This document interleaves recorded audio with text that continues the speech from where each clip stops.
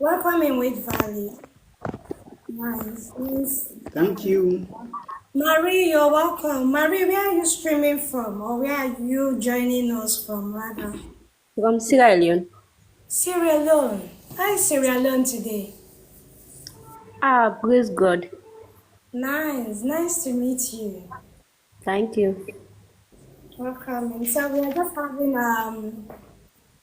conversations, and today our topic on ground is reprogramming our mind, our subconscious mind. It's supposed to be subconscious mind, but the tag will allow me fit in all the words.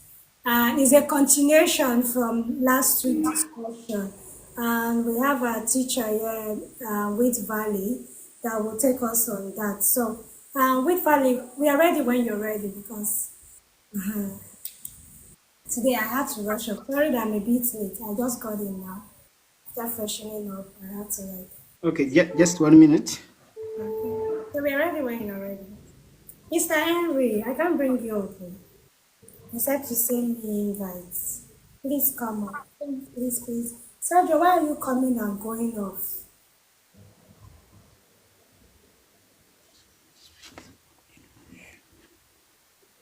Welcome in, everyone. Nice to see you here. I don't know if we'll see Shato today because Shato is on a business training trip. So I guess you will still very much be in the conference by now, or the training ground. So I'm not sure we're going to see him today. Yeah, he's not yet. So Angel is not here. I guess she's very busy. So for everyone that is here now, welcome in. And Marie, welcome in. It's very nice seeing you. I have Thank you. One Sierra Leone friend now. Let me connect with you.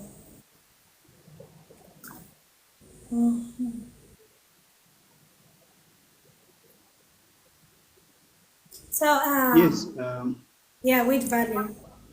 yes, I'm ready. So, like you said, we Okay. the continuation, right?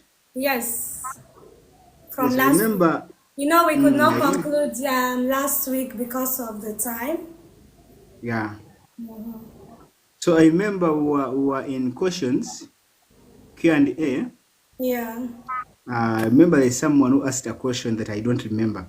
Actually, the last questions we answered, I remember someone asked questions like, when we pray, whom do you pray to? That was Clear Rapido, and it's not here now to come Yes. listen to his answer. And also the same person asked another question that does God have rules? Do you remember that? Does God have what? Rules. Sorry, I don't get that. Rules. Like Rules. yes, Like, rules. Does like God have rules rules? and regulations. Rules. Exactly. Yes. Okay. Yes. Yes. Yes, I Okay. remember that. Yeah. Okay. So as we are waiting for people to ask more questions, maybe you can be talking about this. You can do what? Yeah, we can be talking about these questions. I remember I Yeah. answered them, but we can Okay. revisit them. Okay. Yeah. So when you're praying, whom are you actually praying to? I think the most important thing for people to understand is that what we call a human being is existing in different levels. Okay, we can look at that. We can look at those One in terms second. of bodies. 1 second. Hello, Marie. Okay, so we'll mute you for now. But if you have any question or comment, you can unmute and ask your question or comment. Okay, so that we can hear the presenter clearly. Thank Okay, you. ma'am. Okay, we Yes, validate. Go on. like we exist on different levels. What we call a human being is not just the body. When you look in the mirror, what you see is not just that. Okay, that is your physical body. That's your body. Okay, you have a body, you have a mind, but who is that entity that has all those things? Okay, so we have a physical body, we have a mental body, we have etheric body, etheric coming from the word ether. Okay, then we have the bliss body. Okay, so we exist on the physical level, we also exist on the energetic level or the mental level, then we also go to the etheric level, then to the bliss level. Now, the bliss level is what we call, what people traditionally call God. Bliss. And they call it bliss because when you go into a deeper meditative state, you feel bliss, you feel bliss. So it's like when a child touches a hot stove, calls it hot. So for us, when we contact that dimension of bliss, we call it bliss consciousness or bliss. We don't have a specific name for it. We call it, we identify it from how we feel when we contact it. Are you getting my point? Can you hear me?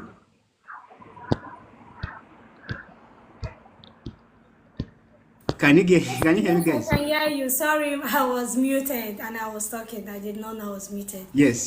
So, yeah, so those are the levels that we exist as humans. Okay, we like when you are physical, when you're in the physical body, when you're praying. So when you're praying, what you're doing, it is an effort to contact the deepest dimensions of who you are.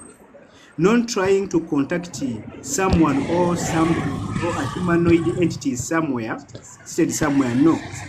Real prayer is an effort to contact, to open up and contact the deeper dimensions of who you are. Deeper dimensions that we usually contact when we are doing deeper meditative states. I also teach people how to meditate. So, I remember another question was, does God have rules? Okay. Because now, for people who read the Bible, you'll hear something like God has commandments. Those are rules. But fundamentally, the real God or the creator, okay, doesn't have rules, only have laws, universal laws. They are called universal laws. And these laws, they work. Doesn't matter if you're a good person or a bad person. They work the same way. They are not judgmental in the way that it is like the law of gravity. When you stand on a building, it doesn't matter if you're a good person or you're a bad person. When you jump, you're going to hit the ground. Okay, so that gravitational law doesn't judge. So there is a law. There are actually many laws. Maybe I can talk about some few. Of course, many of you know these laws. For example, the law of attraction. I know many of you have heard about the law of attraction, the law of perpetual transmutation, the law of opposite, the law of, there are many of them. Eh? So we can talk about some few so that you can get the picture. Those laws are extremely important because they govern everything in your life. We experience them every single day, whether you know them or you don't know. Doesn't care if you know that they exist or not, they affect you 100%. Okay? For example, the law of attraction, which govern most of the things that you do every single day. These laws, the law of attraction is the law that helps you to to attract the things. It's the things that you want and also those things that you don't want. Okay, so understanding these laws, they are going to help you to be intentional on attracting what you want.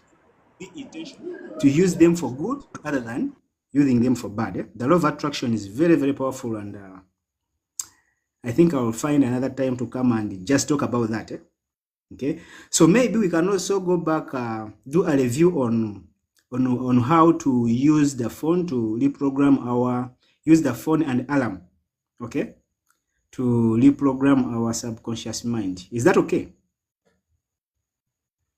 So that people can remember what we talked about last time. So last time I talked about how you can use your alarm to actually reprogram your subconscious mind. It's a very, very powerful technique, and yet very, very simple. Everyone can use it. Okay. So what we have to understand, every single day, our brain naturally goes through different cycles. Okay. There are 4 fundamental cycles. Those cycles, the first one is called beta brainwave. The second one is known as alpha brainwave.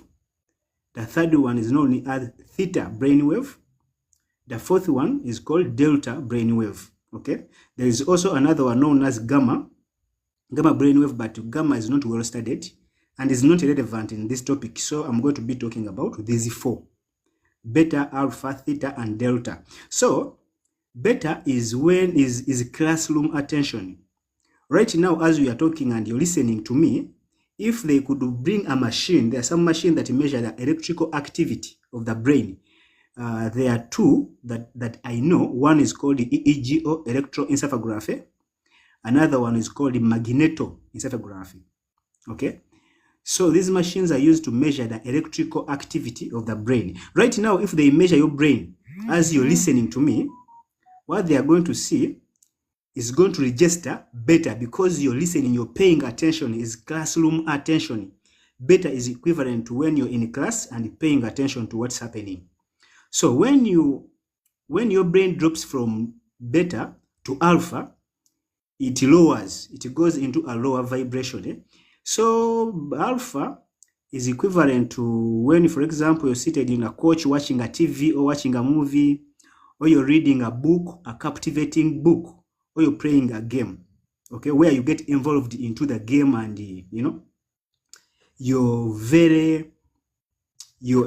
also alpha is a semi-hypnosis, is semi-hypnotic state. Okay, is equivalent to a semi-hypnotic state. Eh? So after that one, you go to theta.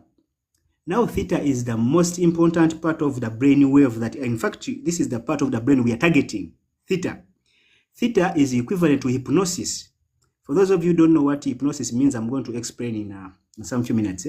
So, when your brain drops into theta, it becomes highly suggestible. It becomes hyper suggestible. It becomes like everything that comes into contact with your five senses, it goes into your subconscious mind uncensored. Okay, so your brain is very fertile at this level. It is extremely important to understand that theta is a brain wave that we target when we want to reprogram our subconscious mind. Why? Because it's extremely fertile, it's extremely hypersuggestible. Okay, then after theta, we go to delta brain wave. Delta is deep sleep. That's what it is. It is deep sleep. When you have a very beautiful deep sleep, just you visited delta brainwave. Everyone does that every single day. If you don't have insomnia or you don't have a bad sleep experiences, everyone every single day goes through those cycles. Now, when you set up your phone using an alarm, you make sure. You make sure. Let me see how I can turn on my camera. Okay, you can see me now. So when you have a smartphone, yes, when you have a smartphone, you can use that smartphone to reprogram your subconscious mind. You just get you record an affirmation or a prayer based on who you are. If you're a praying person, the person who pray. But if you're like me, you're going to put some positive affirmations that have a meaning to you. Then you program the phone to wake up at a certain time that you want of your choice. So you make sure, so when you're in a deep sleep, when you're in delta sleep, and the alarm is going to play and wake you up. So when you wake up from delta, you go to theta. Like I said, the theta is hyper suggestible, is highly suggestible, is fertile. So everything that plays when your brain is in a theta brain wave, everything that is playing on your phone when the alarm plays is going to go into your subconscious mind uncensored, and that's what we want. Then your brain is going to lower more, it's going to go to another level, which is alpha. Then when it goes to alpha, like I said, the alpha is also semi-hypnosis, is semi-hypnotic. Okay, so when it gets to alpha, it is also recording what is playing on the alarm or on the phone. It is recording, still recording. So, and by the time you reach the beta, okay, when you're now open, you're now functional, you're in your brain is open for activities, your daily activities, all that information has been recorded into your subconscious mind. It may not work at that first day, but if you do it again and again and again and again for a certain period of time, you're going to see that the content of your subconscious mind are going to be changing. Okay, so it's extremely important to take advantage of that technique. Okay, because there are some people who wake up on news. News are very, very negative. Whatever that you listen on news are going into your subconscious mind, and those things are not good. They are going to be influencing your life. Now, for those of you who are not familiar with the subconscious mind, you have to learn something about your subconscious mind. It is the subconscious mind that controls your life. Okay, neuroscience says that over 98% of your behaviors are controlled by your subconscious mind. Okay, it is the subconscious mind that controls all your life, because 98%, over 98%, that's a very big percentage. If the 98% of the daily activities are controlled by your subconscious mind, and your subconscious mind, it is called sub because the word sub means below. Okay, for example, when I say submarine, I mean that machine that moves below water. When I say subway, I mean that road moves below the ground. When I say subconscious mind, I mean the mind that operates below your conscious awareness. So it is praying, but you're not aware that it's praying. You're not conscious that it's praying. Okay, that's a very, very big problem. Something that controls over 98% of your behaviors. It prays when you don't know that it's praying, when you're not conscious that it's praying. Then it becomes a very big problem. Just imagine if the content of your subconscious mind are sabotaging you. It means you're going to be sabotaging yourself 98% of the time. So I think it's extremely important to study and understand how the subconscious mind works, and also use this technique, because all these techniques, there are very many techniques that you can use to reprogram your subconscious mind. But to me, I think this is the simplest. I have all of them in my book. But this one is very effective because you set it to once and start working for you every single day without you doing anything. Okay? Just program it and leave the rest to the phone to do them. So I don't know if you now you can ask some questions. Like I wasn't prepared. I was just waiting for the questions you people have, because I remember last time people had many questions, but because of the time, we couldn't answer most of them. Okay, Clarapido is here now, and I don't know if he can begin with his question that he asked last week, that who do we pray to? And there was one other question you mentioned in between, so if you can start with that. And then you mentioned that you were going to tell us how hypnosis works, you were going to define it, so you can begin with all of that. Okay. Hypnosis, like hypnosis is when I don't know, many of you, I remember when I was in high school, there are some kids who are very stubborn, who could come and find you when you're sleeping. They get 2 spoons and they start clinking them together. They create that sound.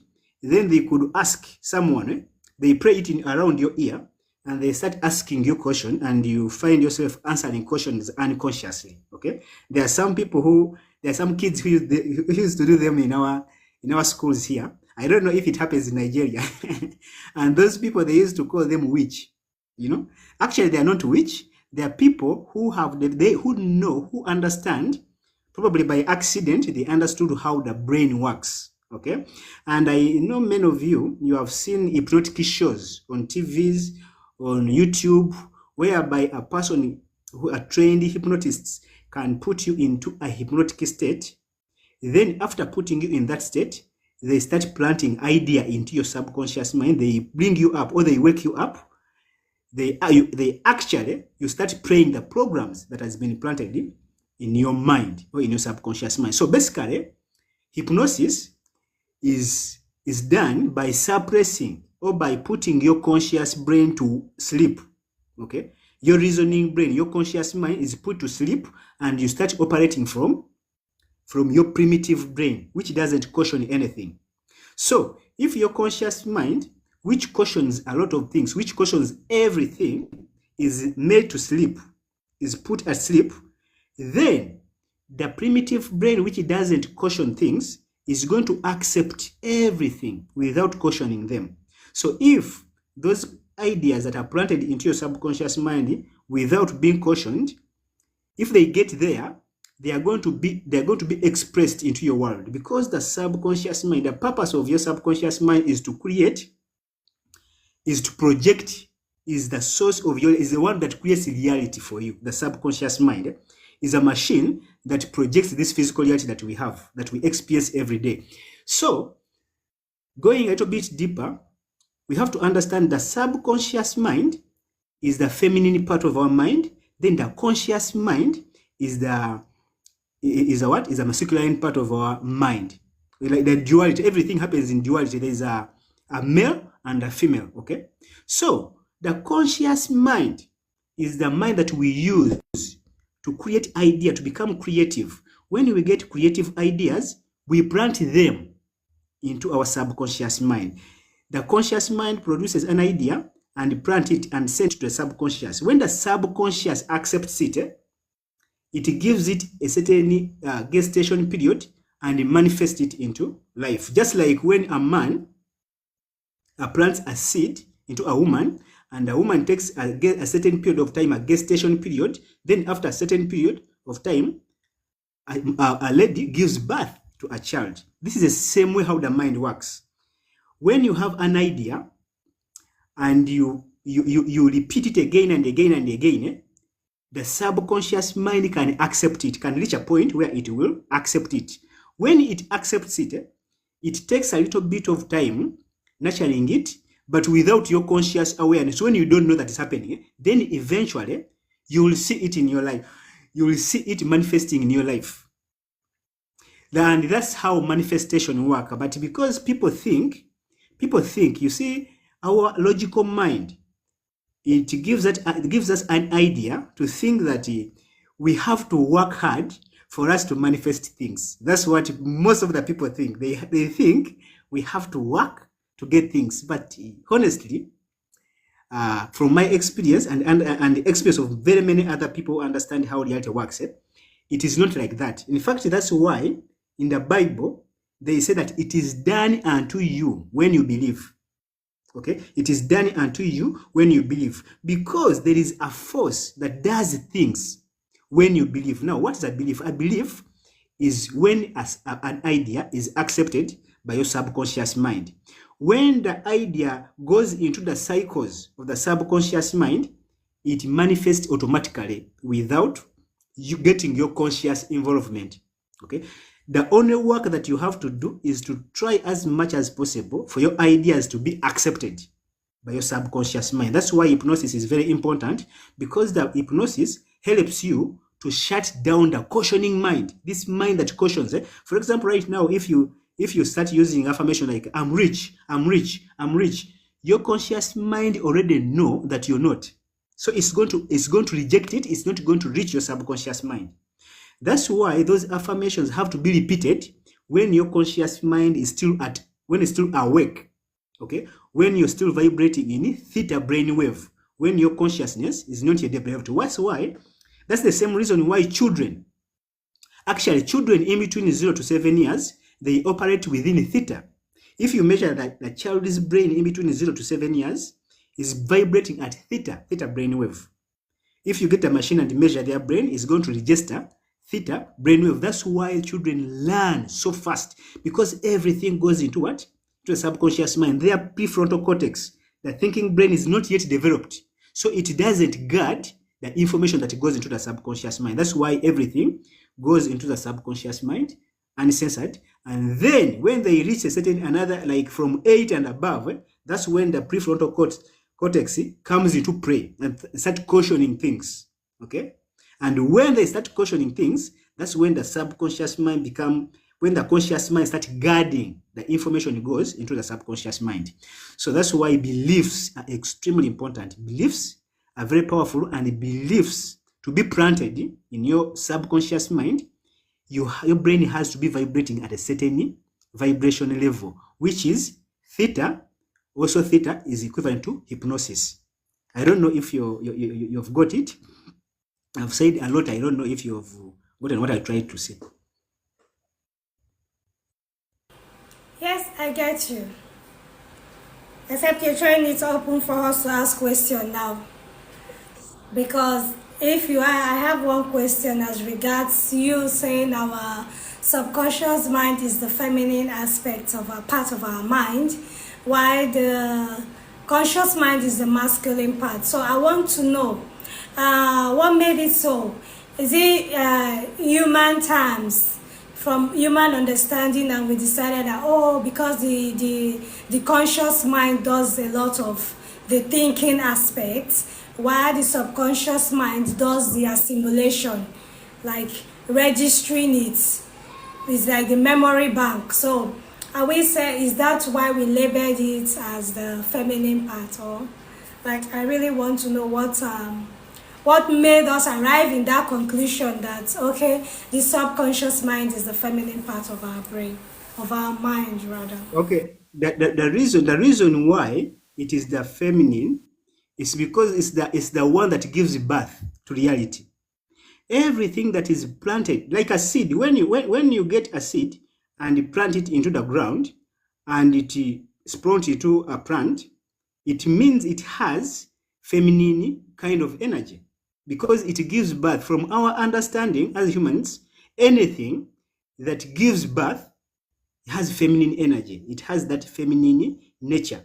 Okay, so in a subconscious mind, it is the one that gives ideas manifestation. When you get any idea, in fact, if you go to YouTube and search for a person called, there's a guy I used to see, he has shows, they are called hypnotic shows, but the guy is called Paul McKenna. It's called Paul McKenna. McKenna does stage hypnosis. Okay, gets a lot of people, and then he brings people on stage. When the audience are watching, they bring a person most of the time, people who have never been hypnotized, and people who think they cannot be hypnotized. Okay, because most of the people don't believe that they can be hypnotized.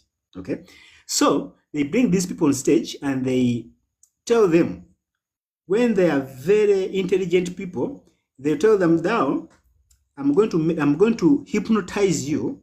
After hypnotizing you, I'm going to make you forget your name. I know some of you who are listening to me right now, you've seen some of these things. Okay, so they tell that person that by the time you wake up, you're not going to be knowing your name. You're going to forget your name. They clean, they put them into that hypnotic state or in the theta brainwave. They go into the memory, they clean that part that contains the name. They wake you up, you're very normal. The only thing that is different about you, you cannot remember your name. Everything else is normal. I can do this, you can reason, you can do everything, but your name, you cannot remember. Okay? Another thing that happens, a person comes, they put you into a hypnotic state, they wake you up, they convince you, they tell you, when your brain is lowered into hypnosis, they convince you that, you see now, for example, this finger here, they tell you that this finger is hot. Okay, they plant that into your mind. They say, this finger you're seeing here is hot, is burning. Okay, then they get that finger, they put it on your body like this. They put it on your body like this. When they have planted it in your mind, the idea that the finger is hot, when they put it in your hand, you actually develop a blister on your what? On your hand, where they have pressed the finger. So this gives you an idea that everything that we see as physical reality, they are actually in our mind. They're not as real as we think they are. It is the projection of your subconscious mind, because of the belief. The system has been constructed intelligently, and it is our subconscious mind that is actually orchestrating everything that we are manifesting here. But our senses are telling us that yes, everything is physical and you can touch it, you can do this and this, but the fact is, it is not as, I'm not saying it's not real. I'm saying it is not as real as we think it is. It is so different from what we think it is. For example, when you look at my shirt, it looks green, in your visual perception, okay? But the fact is, it's not green, but the spectrum of the colors that we experience in the physical reality, because of the nature, because of how life works and the rays, how they are arranged, okay, by our subconscious mind, it appears in your visual perception as green. But if you're colorblind, that means the part of your brain that decodes color, it has a problem. So you're not going to see, when you're colorblind, you're not going to see this color. Not because it's not this color, but because the area of your mind that is responsible for decoding is not decoding. So which means everything that we are perceiving here, it is decoded by our subconscious mind. When you get a small neurological issue, what you're seeing right now may change. But reality has not changed, but your perception of reality can change. But when your perception of reality changes, doesn't mean reality has changed. Reality doesn't change, but the perception can always change, because whatever that we see, we interact with, it is not true that even other creatures that have a different nervous system, they are perceiving them the way we do. Okay? They might perceive it differently based on the structure of their nervous system. So it is our subconscious mind that gives us the reality that we experience every day. I don't know if you're getting my point.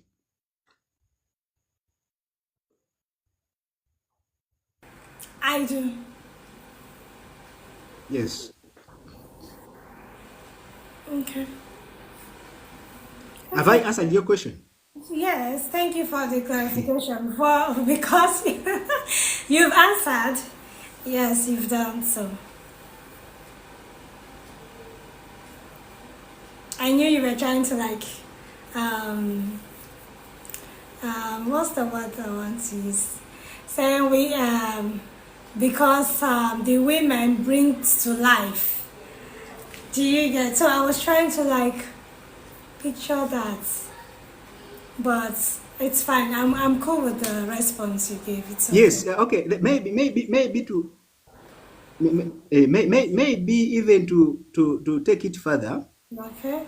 What we have to understand, like I said even in the beginning, this like the example I was trying to give of the idea that is planted into your subconscious mind, how it manifests into reality. Okay. Everything, reality only happens. The reason why we are experiencing the same things that everyone around us is experiencing, because we are living in a collective kind of reality, okay? We are born into a society. The society is speaking a certain language. They are eating a certain way. They are perceiving reality in a certain way. So, because our brain, like I said, from 0 to 7 years, your brain is functioning at an hypnotic level, or the theta brain wave. So, it is a learning stage. And a child in between 0 to 7 years learns through observation, learns by observing. Mother Nature, or our creator, created the brain of a child, putting it into that state so that they can learn by observing the environment. They see how the mother moves. They see how the mother talks to the husband. They see how the father talks to the police officer. They see how, they learn all those things by observation. In fact, the mistake most of the parents make is to try to teach children. Don't teach children. Just make sure you're doing the right thing, because they don't learn by you teaching them. They learn by observing you at that stage. So you just do the right thing. They will just automatically, subliminally learn from that. Okay. So when your brain is in the state of hypnosis, the ideas are going into the subconscious mind. And the moment they get there, they are accepted by the subconscious mind. The subconscious mind is going to give birth to them. It is going to project it into your reality, and it becomes your reality. The function of your subconscious mind is to create a coherence between what your belief systems and the environment you experience. It has to make sure the beliefs that you have are manifesting in your reality, is what you're manifesting. Okay? So that's why I say the subconscious is the feminine part of our mind because it gives birth. The conscious mind, for people who are creative or conscious creators, people who create reality for themselves, they get an idea, they pass that idea into the subconscious mind. Okay, then when the idea is passed into the subconscious mind gives it birth. So it's like your conscious mind impregnates your subconscious mind, and your subconscious mind gives the birth to the physical reality. Okay, that's why you hear these days people say that use a positive affirmations. So when you use a positive affirmation, you're consciously creating reality. You're consciously impregnating your subconscious mind. You can impregnate the subconscious with many ideas, but if you get a chance and you impregnate the subconscious mind is going to take a certain period of time depending on which idea that you've given. There are some ideas that manifest instantly, but also there are some ideas that take a little bit of time for the gestation period, then they manifest into physical reality.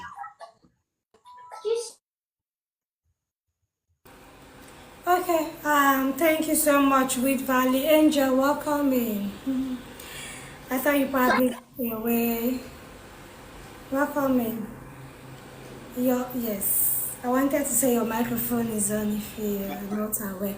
Okay, thank you so much, With Valley. So far your explanation is clear. I don't know, Claire Rapido is on coffee mode now. Okay, you're back.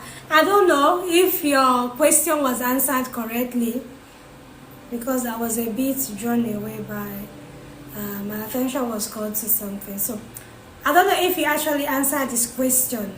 The question he asked from last week discussion. Thank you, Angel.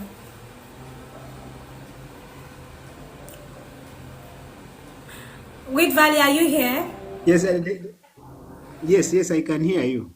Angel, I think those questions I answered them. There are some other questions actually. I don't remember if someone asked some questions I've forgotten. You talked about who do we pray to, and then you talked about if there are rules. I think you've responded to that of if God have rules. Yes, I think you've responded. Yes, I did respond to that. So I don't know if anyone has any other question. If they don't, With Valley, if you still have more submission, you can continue. I am very sure if they have questions, they will call your attention to it. I don't know, what should I talk about?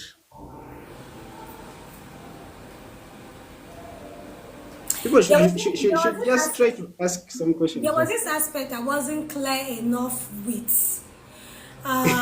Someone is asking who is God.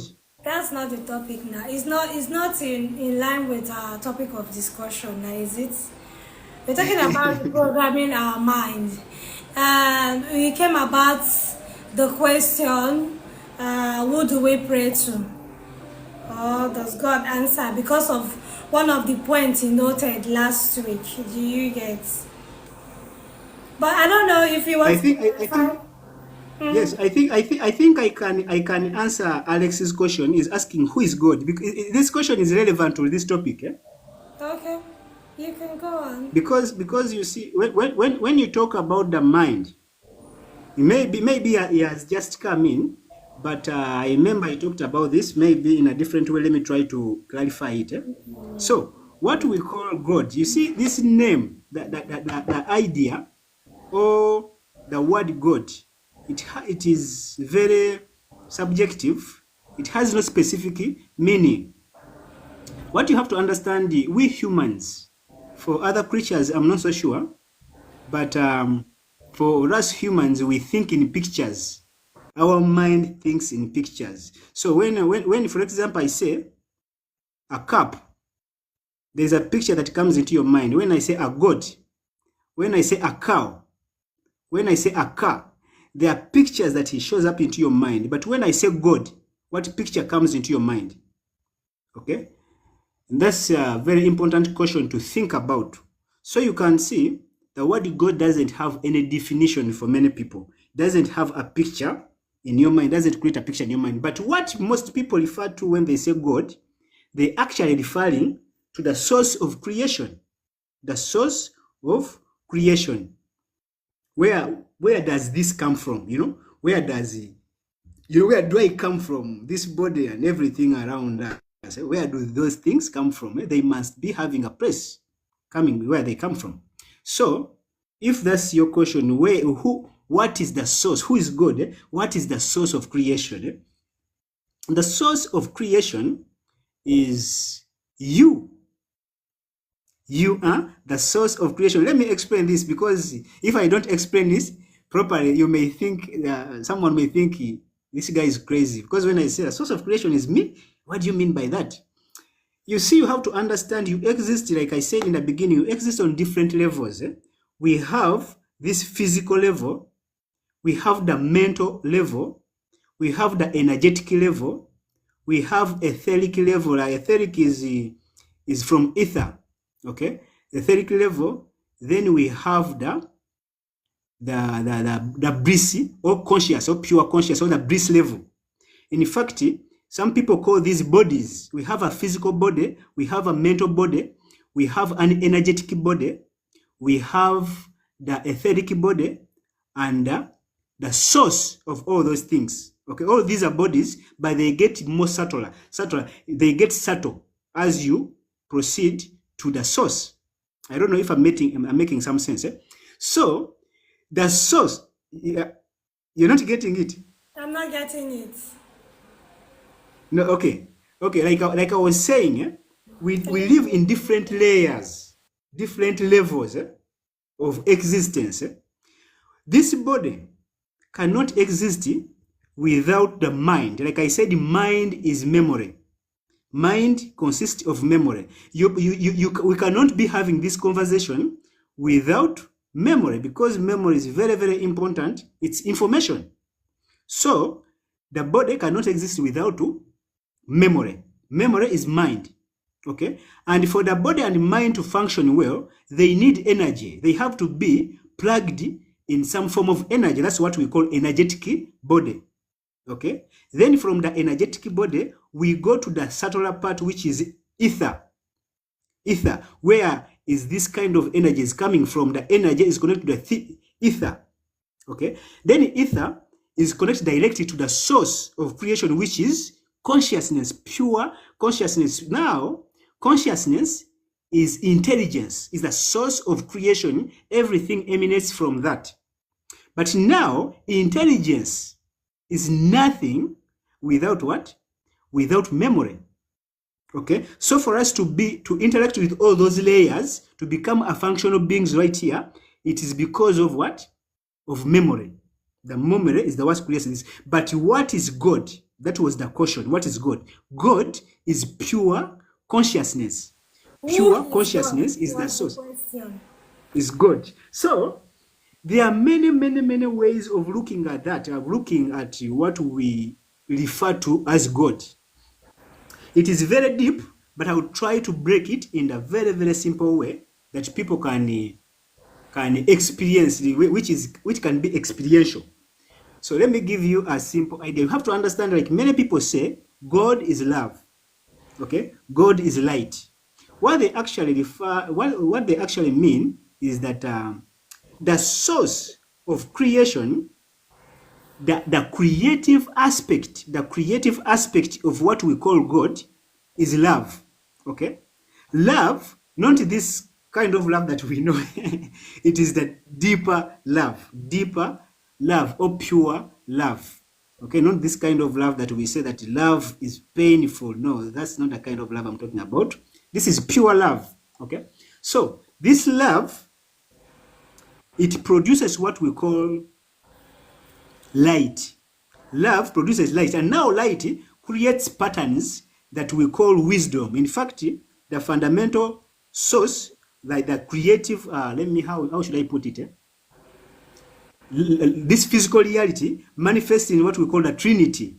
What we call love, light, and wisdom.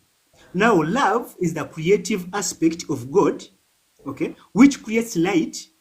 Light creates patterns, and that pattern is what we call wisdom. So the way this light arranges itself to create, it creates this physical reality. Because right now you're looking at me, what you're actually looking at is light coming and hit your ear, your eyes, Yeah.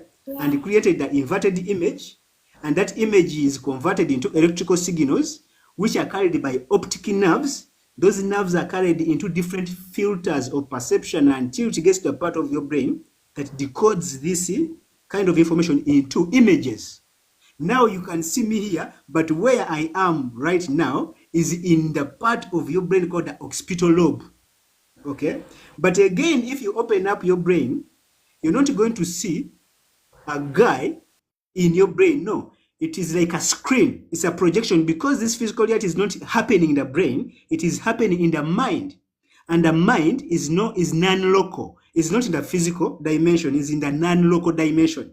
Anyway, that's deeper to most of the people who are introduced to this kind of topics, it might be a little bit difficult to grasp this, to get this, like to swallow this idea. But fundamentally, you see, the concept of God is a deeper concept. Many people don't really understand it. And for you to truly to have an idea of what we refer to as the source of creation, it is a little bit deeper. So most of the people actually are not ready to accept it. But fundamentally, what you have to understand right now, the energy that is talking to you right now, it is the source of creation, is God. This body is not who I am. This is my body, but that light or that intelligence that is manifesting through this body is God itself. It is God, and God is infinite. We don't have to forget this. God is an infinite form of energy that has an infinite ways of expressing itself. And one of these ways, one of those infinite ways, is me, you, everything that you see is a manifestation of one infinite intelligence that has no limitation. If you get what I'm trying to say. So, Can I according to contribute? your explanation, if I get what you're trying to say, you mean God, we are God ourselves. That's what you're trying to say. Yes. Okay, Alex, I saw your mic beeping. You can go on. That's exactly what I'm saying. We are God, but but that's something that we don't know consciously. We cannot intellectually understand it. In fact, the reason why you cannot see God, because it's the same reason why you can't see your face or your eyes without a mirror. Because that is searching, it is the very thing that is searching. The one that Okay. we are searching So is the one that is searching. can I contribute to a few things? Can you hear me? Yes, come in. Okay. You made very, very salient points. Well, however, this is just my commentary. There's no. This is in the light that there's no objective knowledge for in the terms of consciousness now currently. So, but these are what I think, right? I get your analogy of the light and the light converting to wisdom and the Trinity, right? But I tend to follow or align with the approach of a communion between the mind, that is the individual person, and nature.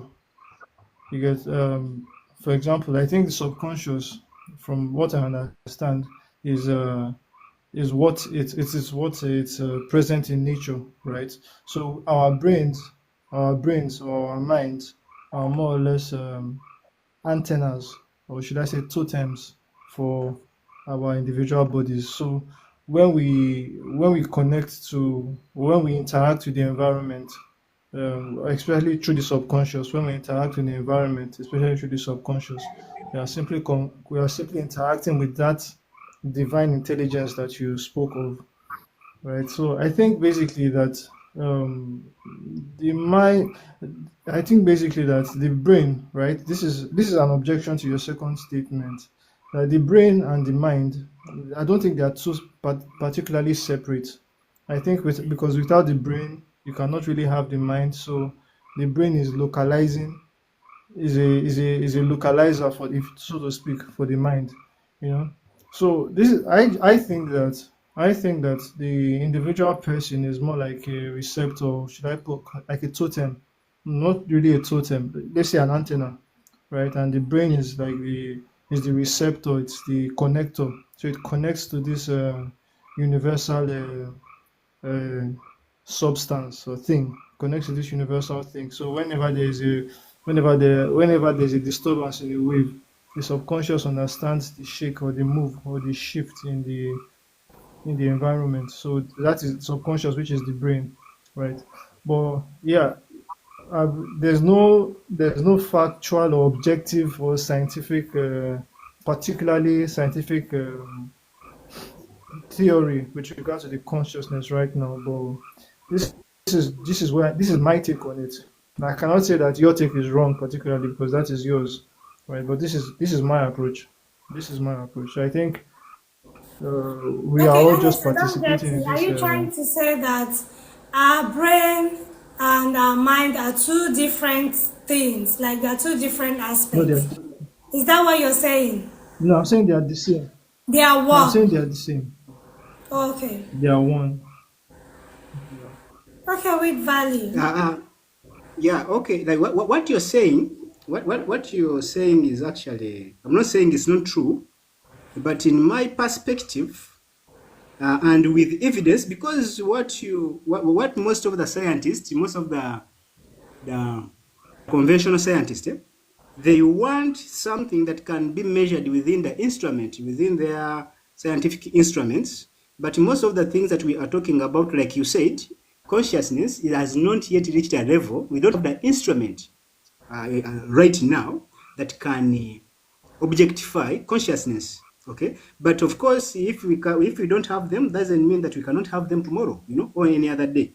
So, but right now we know there are some other people who are doing paranormal kind of science, and who are coming up with research, not the one that can be measured in the lab, but the research that can be explained in an experiential way. Right now, we know very well that there are some people, I don't know, I think because Nigeria is one of the most spiritual countries, people have different spiritual experiences. We know that there are people who can actually channel other entities, not even diseased people, but entities like extraterrestrial kind of intelligence. They channel it and they project it into this physical reality so that people can even write books, can come up with ideas. They write fictional, literature. So these people, they contact a certain mind or certain information, because like I said, mind is information, mind is memory. So that gives you an indication that mind can exist without a brain. So the brain gives it an opportunity to be expressed. For example, right now, I'm talking to you. It is the mind, it's the consciousness that is talking to you right now. But consciousness couldn't do this without this physical body. Because for my ideas to be translated into verbal communication, I need a vocal, I need a mouth, I need, I need these physical instruments to make the physical communication. Otherwise, these ideas are existing in a non-local dimension, but for me to make them local, I have to have an instrument, a physical instrument. I don't know if you're getting my idea. So this is this is how it seems to me that the mind can exist even without a body. A body is just a vehicle of expression.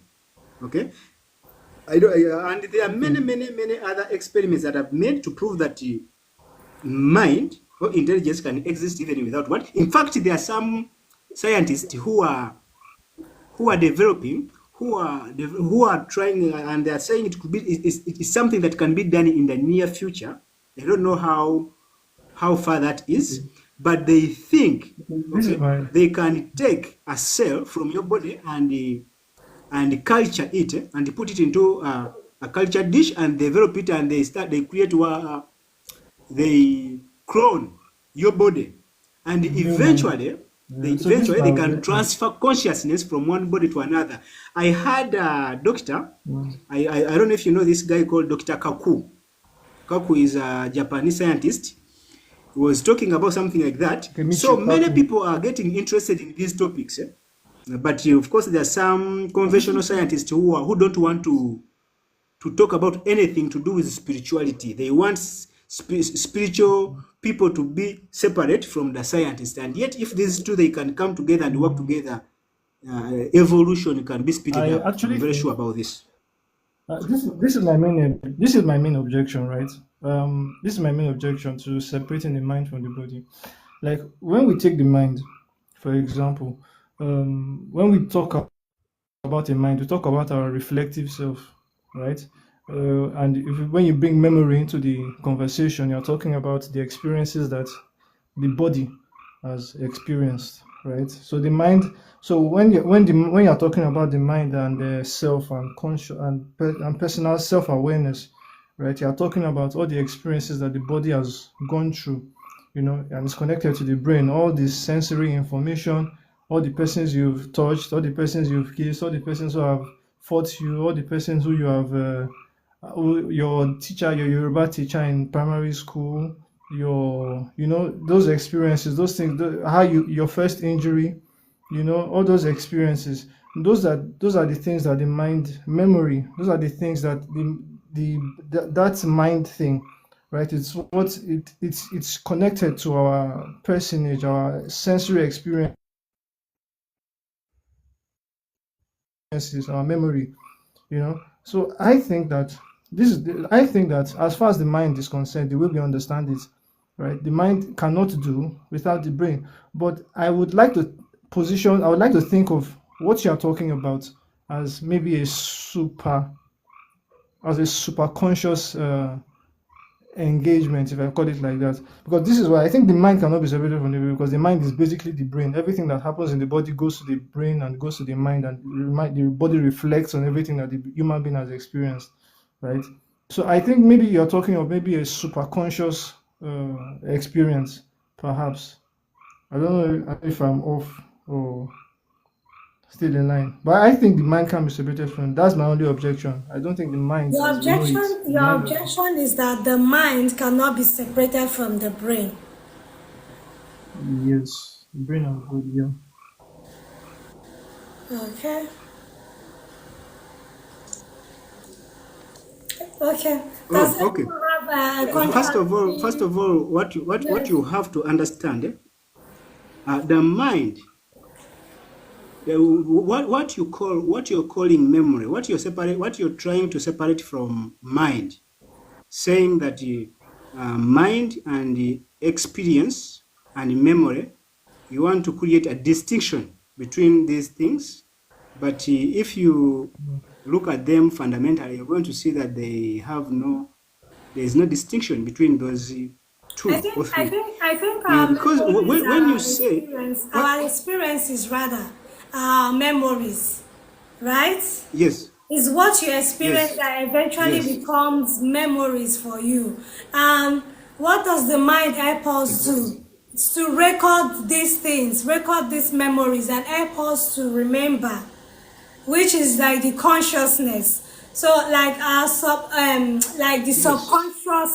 mind, the subconscious aspects of our brain, isn't it? With Valley, from your explanation so far. Yes.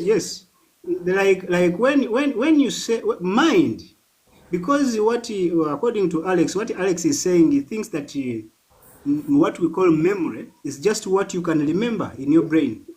Memory goes beyond that. Memory, right now, for you to see me, for example, when you stand in the corner and you see someone coming from the other side, from the way that person walks, you can look at that person and say, hey, that is my sister. It is because of memory. Right now, the memory is something so complex. Even when you sit in a chair, the fact that you're sitting in a chair in a certain way, when you hold a cup like this and you put it in your mouth, it is because of memory. It is so complex. If you get a neurological problem, that something can become extremely complex. And when you have seen people who have mental problems, so it is disconnection from the mind. It is disconnection from the mind. Is something huge. It goes beyond, and it consists only memory. It's only memory. Life is a manifestation of the mind, and mind is memory. Memory, right now, your gene, your DNA, just a single double helix, it contains memory that your brain cannot even hold. Your entire brain, like 1,000,000,000 times more powerful than your brain, what the brain can hold. Because right now, in your DNA, it holds memories of your ancestors. That's why right now you look like your ancestors. Even the skin tone, the DNA has not forgotten. The genes are always functioning, rebuilding your body. They function on memories, okay? And that memory is all unconscious. It's happening on an unconscious level. But this that you can remember that, oh, yesterday I promised my sister to call them. I think I should call them today. That is memory, but that's superficial. That's the local memory that is on a conscious level, okay, that you can remember. But a lot of the memories that you cannot even remember, your conscious awareness cannot contact those memories. But everything is memory. So from that very point, you're going to realize that what the brain is doing is regulating this information. Is like a computer processor. It processes this information, but the information is existing anyway. It is processing information to give it a physical manifestation, so that I can talk to you, so that you can see things, and that light that comes, it converts into our perception, things that can be accepted by our perception. I don't know if you're getting my idea. Like you're getting what I'm trying to say. So Yes, memory is not just what you remember. Memory goes beyond that. I get you, and I quite agree with the point you made that our mind is our memory. Because if I feel like the brain and the mind are the same thing, because that's where you see when somebody have neurological issues, like where absent of the mind, you see when they want to go to medical checkup and all, what do they check? It's the brain, because the mind is not a physical something that you can actually access. Do you get? But the brain is the physical. I want to say, let me say, I'm looking for a better representation. I believe that the brain and the mind are the same thing, but the brain is the physical aspect, is what you can see, and to assess the mind. I don't know if you Like get. when you say that, it's like you're saying that Okay. a computer and a software is the And same the thing. hardware, yes. Yes, but you have to understand the software can exist without what? The Without the hardware. hardware. Exactly, yes. Without the hardware. But for you to make it functional in the physical reality, You need the you have to hardware. give it a monitor. You have to give it a hardware. Yes, that's how it works. Yeah. Loosely, that's how you That's What if can I how put I it. said, That's what how if you I can said, put it. as well. That's how I understand it as well. what if I But I said don't this? know if Alex has a better. But yes, but also it is true when you say that the brain is also mind, because now that's also gets a little bit deeper, because like I said, this physical, even the physical reality, this physical thing that we see are not as physical as we think they are. Like that's something that I don't want to go into right now, but if you go a little bit deeper, you're going to see that even the brain, what we call brain or physical, is kind of, I will not say it's an illusion, because illusion, it may mean that it's not there. It is there, but it's not as we think it is. It is different from what our senses are telling us, because senses don't give us reality as it is. Senses give us reality as it is necessary for our survival. Okay? Because what we perceive as human beings is not what other creatures. We know this scientifically, that what we perceive as a physical reality, Yes. it is different from some of the other creatures. based on the structure of their nervous system. For example, for us human beings, we can see in light, but there are some creatures that don't see in light. What we call light, it is darkness for them, and what we call darkness, it is It's light for light other for creatures. them. So yes, it is perception, and it's not it is not uniform for everything. It's not objective. Okay. Okay, Alright, this is so okay. Let me. Can you guys hear me? okay, go on, Yes, please. Alex, come in. Okay. So very simply, right? Just to tie it up, tie my angle up. I think that um, like you gave the example of a cloning, for example, right?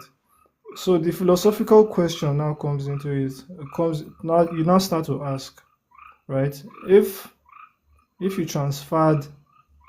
you transferred all the features, right, all the neurons, like all the if we take Wits Valley now, for example, now, and we took all your experiences, all your neurons, right, um, all your genes, right, and we transferred it and made a new you with everything that you are currently, like.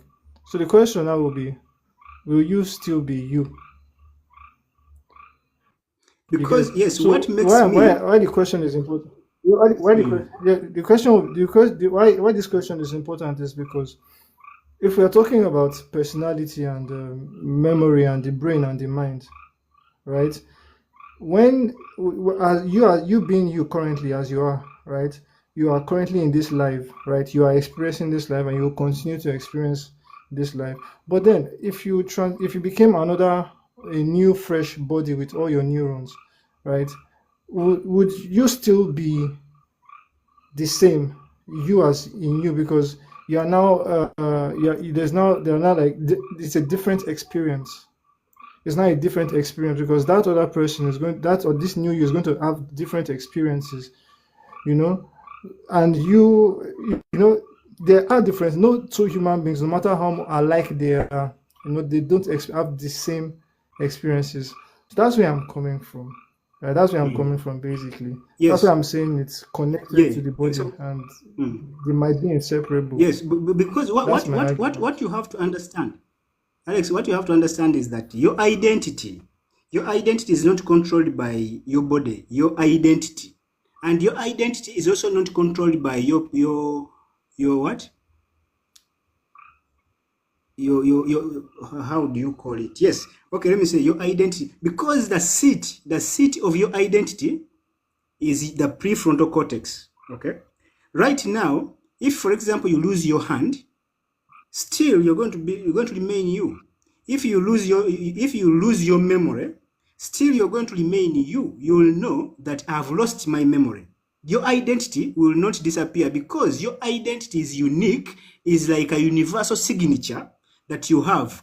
Doesn't matter if you lose your legs, you leave all your things, your physical, your identity, your signature will continue, will be present, and you will know I have lost my leg, I have lost my memory, I have lost all these things, because all your experiences, it comes into your identity. And if you lose all these things, still you remain. Your identity is going to remain. In fact, there is some scientist who copied the consciousness of a dog.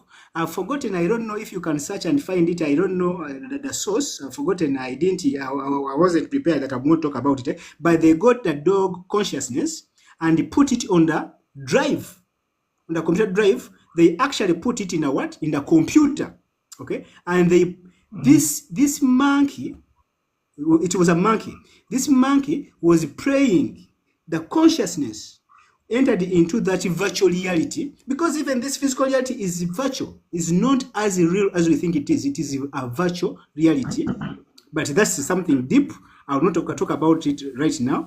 I would like But for us the to other talk So dog, about this goes that. into This the is other the monkey, second time you're the other mentioning. monkey. this goes First into listen, this. first listen. You're into AI That now. monkey was experiencing the life in the computer simulation as if it was real. It couldn't know that it is in another dimension or in another reality. It could climb the trees, it could do this and this and this. It wasn't in the body anymore. The body was dead, but it was on a computer. It was on the computer. And this is science. So if they can succeed at transferring the consciousness of a monkey on a drive, it is also possible in the future to transfer the human consciousness into a drive. Probably they transfer it in another body that has been cloned. In fact, there are scientific proof in the biblical literature. This guy that is called Thos, I think you have read about Thos. Thos is an Egyptian god. Like those people who lived in that generation, so yes, they used to do transplant. In fact, they are saying that Thos lived for many generations, but every time his body gets old, he could make another body and transfer his consciousness. I don't know how true it is, but I've heard it from some sources, people who are doing this kind of research, of course, trusted sources, but I'm not saying it's true, but I heard it, and from the sources I trust, because they were teaching and showing how they were done, and some of those instruments were kept in some museums they were using, even in Egypt, in Egypt, in the pyramid.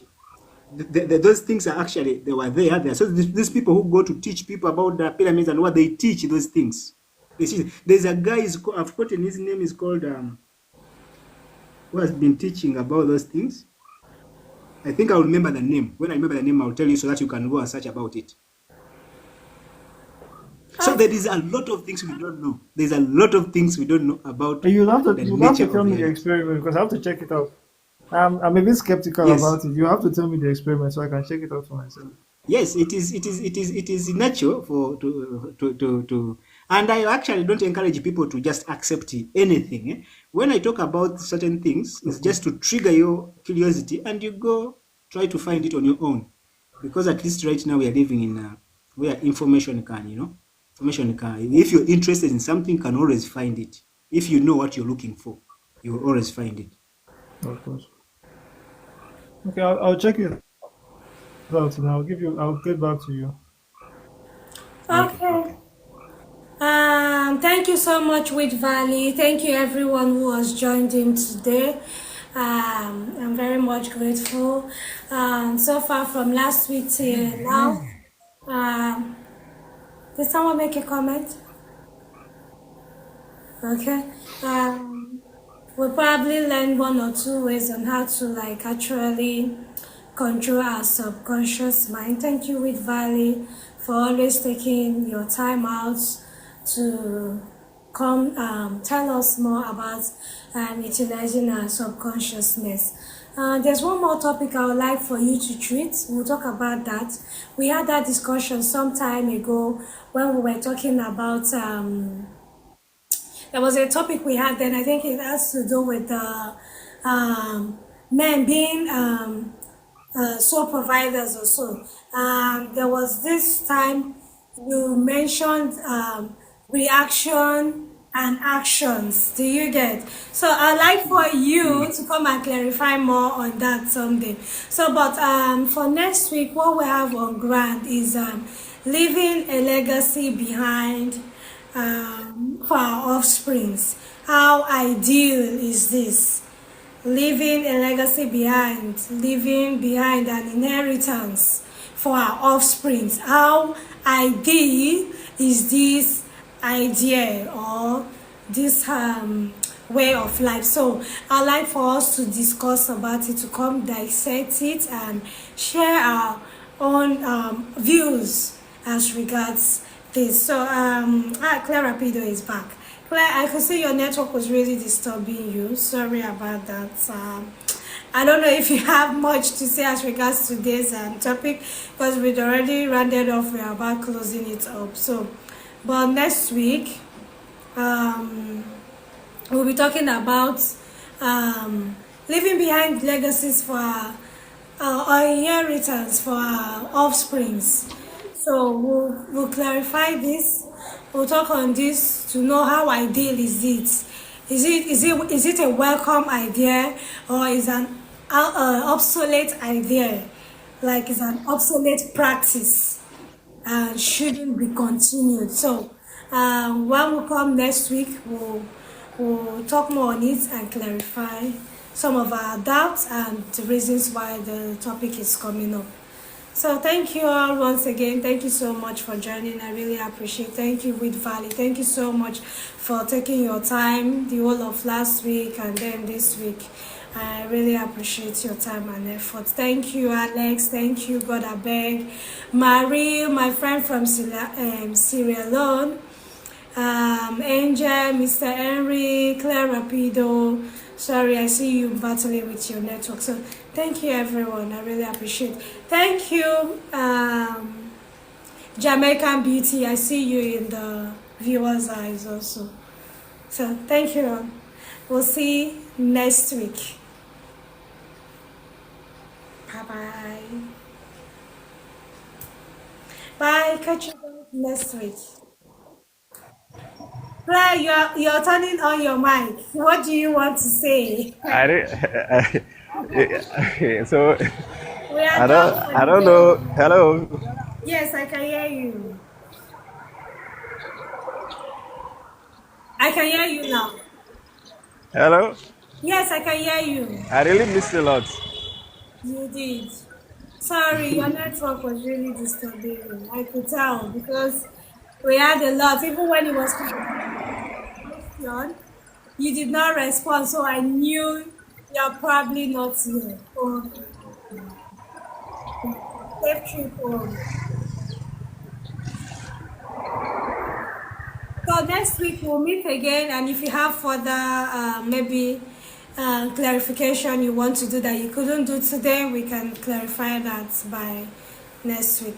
So next week we'll meet again to talk about inheritance and how is it obsolete or is it still in practice? Is it a welcome idea? So thank you guys. Thank you so much. I'm saying bye bye for now. Bye.